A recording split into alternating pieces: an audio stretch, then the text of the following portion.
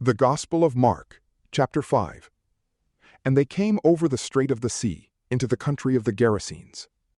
And as he went out of the ship, immediately there met him out of the monuments a man with an unclean spirit, who had his dwelling in the tombs, and no man now could bind him, not even with chains.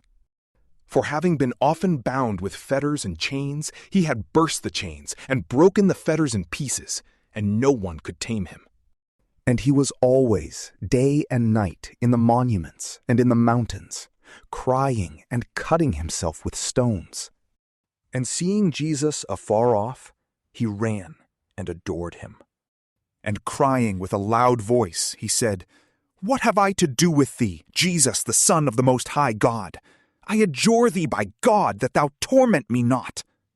For he said unto him, "Go out of the man, thou unclean spirit." And he asked him, "What is thy name?" And he saith to him, "My name is Legion, for we are many." And he besought him much that he would not drive him away out of the country. And there was there near the mountain a great herd of swine feeding. And the spirits besought him, saying, "Send us into the swine, that we may enter into them."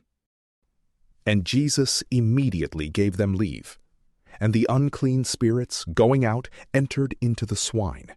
And the herd with great violence was carried headlong into the sea, being about 2,000, were stifled in the sea.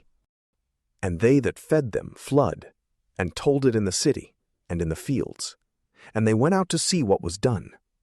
And they came to Jesus, and they see him that was troubled with the devil, sitting, clothed, and well in his wits. And they were afraid. And they that had seen it told them in what manner he had been dealt with who had the devil, and concerning the swine. And they began to pray him that he would depart from their coasts. And when he went up into the ship, he that had been troubled with the devil began to beseech him that he might be with him. And he admitted him not, but saith him, "Go into thy house to thy friends, and tell them how great things the Lord hath done for thee, and hath had mercy thee." And he went his way, and began to publish in Decapolis how great things Jesus had done for him, and all men wondered. And when Jesus had passed again in the ship over the strait, a great multitude assembled together unto him, and he was nigh unto the sea. And there cometh one of the rulers of the synagogue, named Jairus, and seeing him, falleth down at his feet. And he besought him much, saying, "My daughter is at the point of death. Come, lay thy hand upon her, that she may be safe, and may live." And he went with him, and a great multitude followed him, and they thronged him.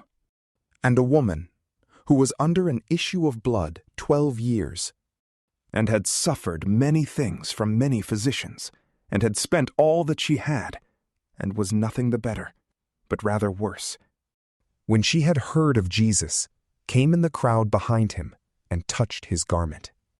For she said, "If I shall touch but his garment, I shall be whole."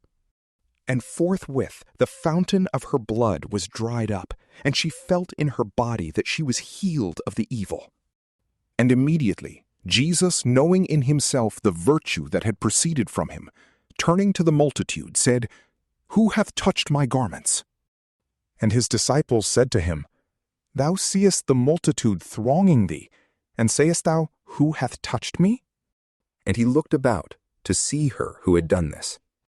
But the woman, fearing and trembling, knowing what was done in her, came and fell down before him, and told him all the truth. And he said to her, "Daughter, thy faith hath made thee whole. Go in peace, and be thou whole of thy disease." While he was yet speaking, some come from the ruler of the synagogue's house, saying, "Thy daughter is dead.